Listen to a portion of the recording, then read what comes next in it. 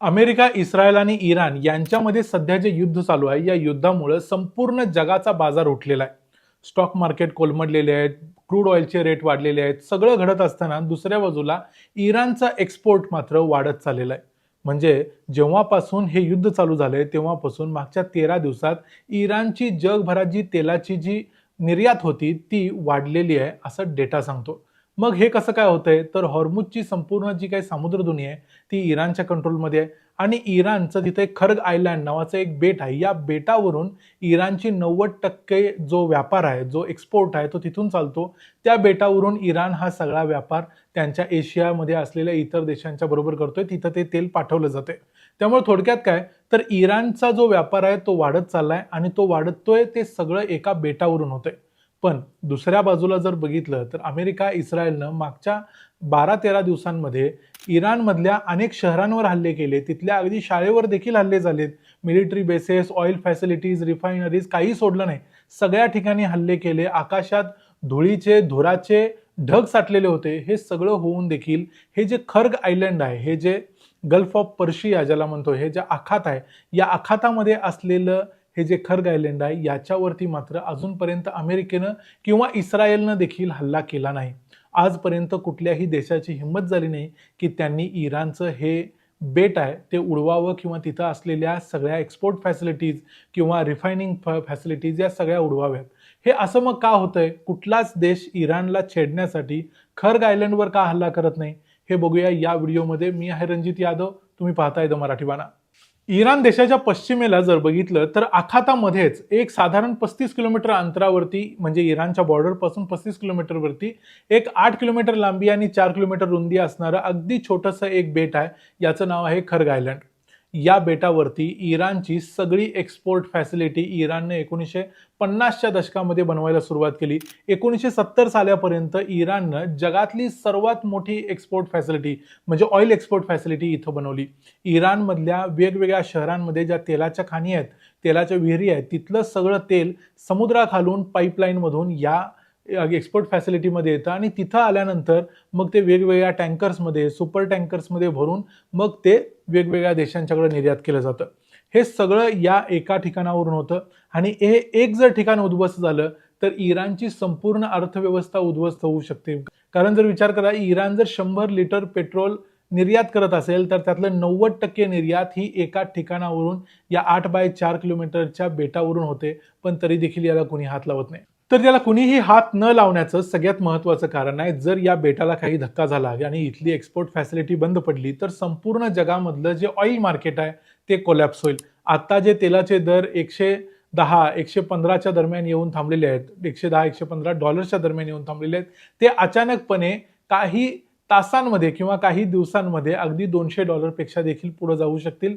एवढ्या मोठ्या प्रमाणावर निर्यात इथून होते. त्यामुळं संपूर्ण जगाचं मार्केट तर उद्ध्वस्त झालेलं आहे, त्यानंतर हे तेलाचं मार्केट देखील उद्ध्वस्त होऊ शकतं जर हे एक बेट उद्ध्वस्त केलं गेलं तर. त्यात दुसरी एक महत्त्वाची गोष्ट या बेटावरून घडते ती म्हणजे इथून जी एक्सपोर्ट केली जाते ती आशिया खंडातल्या काही देशांना केली जाते. त्यातला सगळ्यात महत्त्वाचा देश आहे चीन. चीनला सगळ्यात जास्त निर्यात आता सध्या इराण करतोय आणि जर या बेटावर हल्ला झाला तर एक प्रकारे चीनला चिथावणी दिल्यासारखं होईल. जो ड्रॅगन मागच्या काही वर्षांपासून शांतपणे झोपलाय त्या ड्रॅगनला मुद्दामून उठवून चिथावणी देऊन उठवल्यासारखं होईल. म्हणून कुणीही या बेटावरती मुद्दाम हल्ला करत नाही. नाहीतर चीनला जी स्वस्तात मिळणारं पेट्रोल आहे, जे क्रूड ऑइल आहे, ते देखील बंद होईल आणि त्यामुळं चीन कदाचित या गोष्टींचा बदला घ्यायचा प्रयत्न वेगवेगळ्या पद्धतीनं करू शकतो आणि सध्या चीनला छेडायची कुणाचीही तयारी नाही. आणखी काही कारणं आहेत, ती म्हणजे हॉर्मुझची जी सामुद्रधुनी आहे ही संपूर्ण सामुद्रधुनीच बंद होऊ शकते. कारण इराणकडं सगळ्यात जास्त महत्त्वाची जर गोष्ट काय असेल तर ते खर्ग बंदर आहे. ते बंद झालं तर इराण पूर्णपणे एक सामुद्रधुनी बंद करून टाकेल. त्यांना तिथं दुसरं काहीच करायचं नाही. त्यांच्या दृष्टीनं संपूर्ण सामुद्रधुनीचा वापर आहे तोच संपून जातोय. आणखी एक महत्त्वाचं कारण आहे ते म्हणजे इराण रिटालिएट करू शकतो आजूबाजूला असणाऱ्या सगळ्या देशांच्या वरती. कारण इथं कसं आहे, सगळ्यांचीच घरं काचेची आहेत. असं नाही की फक्त इराणचं घर काचेचं आहे आणि बाकीच्या कुणाची नाही आहेत. सगळ्यांची घरं काचेची आहेत. जर इराणची ऑइल फॅसिलिटी, इराणचं एक्सपोर्ट बंदर, एखादं महत्त्वाचं पोर्ट जर उद्ध्वस्त केलं गेलं तर आजूबाजूच्या देशांची सगळी बंदरं, तिथं असलेल्या महत्त्वाच्या रिफायनिंग फॅसिलिटीज, ऑइल फॅसिलिटीज या सगळ्यावरती इराणनं नुसती एक झलक दाखवलेली आहे. पण त्यांनी पूर्णपणे मोठ्या प्रमाणावरती हे हल्ले अजूनपर्यंत केले नाहीत, ते इराण करायला लागेल. आणि तसं जर झालं तर मध्य पूर्वेतून जे काही तेल निर्यात केलं जातं, या सगळ्या निर्यात करण्याच्या कपॅसिटीवरच परिणाम होईल, इतके हल्ले इराण करू शकतो.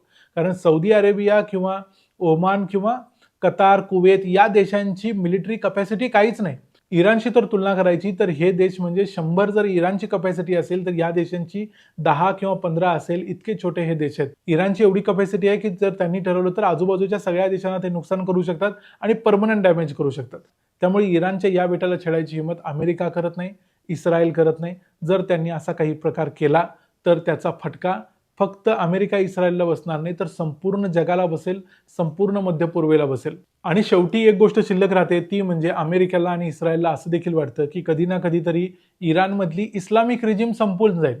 म्हणजे इस्लामिक रिजिम संपल्यानंतर तिथं एक जे लोकशाही सरकार येईल, जशी अमेरिकेची इच्छा आहे, हे लोकशाही सरकार तिथं आल्यानंतर त्यांच्याकडे स्वतःची इकॉनॉमी चालवण्यासाठी काहीतरी असलं पाहिजे, त्यांच्याकडे खर्ग आयलंड असलं पाहिजे आणि तरच हे इराण हा देश व्यवस्थित चालू शकेल, हे त्यांना माहिती आहे. त्यामुळे नंतर बोलणी करायला, चर्चा करायला काहीतरी शिल्लक ठेवायला पाहिजे. सगळंच जर उद्ध्वस्त झालं तर इराण कधीच अमेरिकेच्या बाजूने येणार नाही किंवा अमेरिकेच्या मदतीला किंवा अमेरिकेची मदत घ्यायला सुद्धा तयार होणार नाही.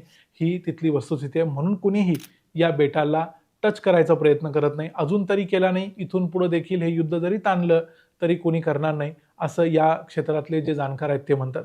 या संपूर्ण मुद्द्यावर तुमचं काय मत आहे ते आम्हाला कमेंट्समध्ये जरूर सांगा. व्हिडिओ आवडला असेल तर व्हिडिओला लाईक करा, चॅनलला सबस्क्राईब करा. पुन्हा भेटू पुढच्या व्हिडिओमध्ये. तोपर्यंत पाहत राहा द मराठी बाणा. जय हिंद, जय महाराष्ट्र.